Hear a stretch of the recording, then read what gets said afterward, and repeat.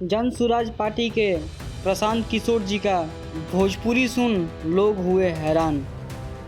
हाँ जी दोस्तों, आप लोग को पता होगा इलेक्शन का टाइम चल रहा है और जन सुराज पार्टी से प्रशांत किशोर जी हाल ही में कहीं रैली के लिए गए थे।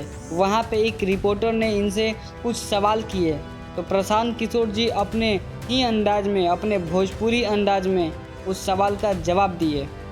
आप सभी को बता दें, प्रशांत किशोर जी शाहबाद क्षेत्र से बिलोंग करते हैं और ये फिलहाल ही में कहीं रैली में भोजपुरी सुना के लोगों को होश उड़ा दिए। प्रशांत किशोर जी भोजपुरी में कैसे लोगों को जवाब दे रहे हैं, ये सुनिए।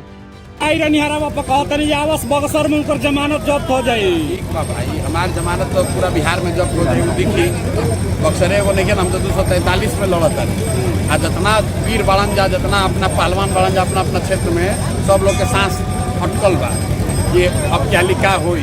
जनता का कहल सर, अभी कैमरा लेके रही हो जा, जनता से हम कुछ नहीं है ना।